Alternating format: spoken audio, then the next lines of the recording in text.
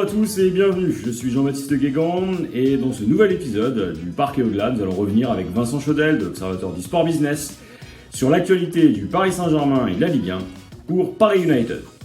Alors dimanche c'est le grand match, c'est le Classico, la revanche pour les Marseillais suite au Trophée des Champions, dans un contexte, on va dire, à minima compliqué. Paris sort d'une défaite à Lorient, on a donc perdu la première place de la Ligue 1. Quant à Marseille, c'est pas la crise, c'est au-delà.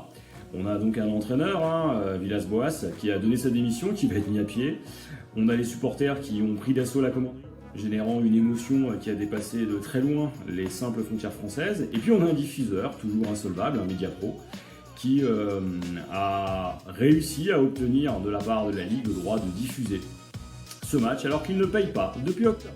Tout va bien dans le football français et heureusement pour nous, il y a quelques bonnes nouvelles. Neymar a signé, ce Classico s'annonce finalement palpitant parce que on ne sait pas qui sera sur le banc de Marseille, on ne sait pas non plus qui sera aligné à Paris suite à la déconvenue bretonne de l'équipe de Pochettino.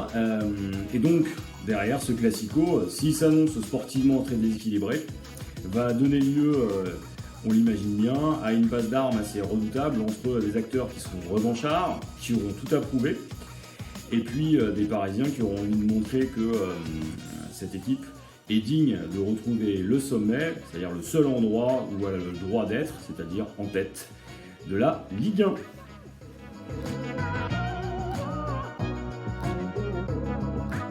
L'autre actualité de la semaine, c'est évidemment la clôture du mercato d'hiver. On s'attendait à un mercato très calme. On n'a pas été déçus. Le championnat de France a retrouvé une position qui était celle des années précédentes, c'est-à-dire un championnat qui vend avant de pouvoir acheter. Ce qui est surprenant, c'est qu'on n'est pas les seuls dans cette situation-là. Les Espagnols ont une balance aussi équilibrée que la nôtre. 21 millions de dépenses, 21 millions d'achats et de ventes.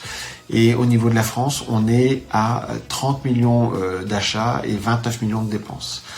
Le club qui a le mieux vendu, c'est l'Olympique de Marseille. Le PSG a été très calme, lui, puisqu'il n'y a pas eu de Dele Alli ou d'autres venus. Et donc, on arrive sur des échéances très importantes. Le Classico, certes, dont Jean-Baptiste vient de parler, mais surtout la préparation à ce choc de Ligue des Champions contre le Barça, où finalement un mercato calme n'est pas nécessairement une mauvaise nouvelle, puisque ça veut dire des effectifs très stables et peut-être de bonnes performances. En tout cas, on le souhaite.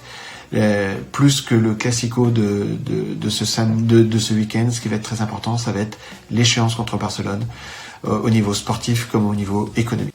Bonne semaine à tous, bon Classico et à très bientôt.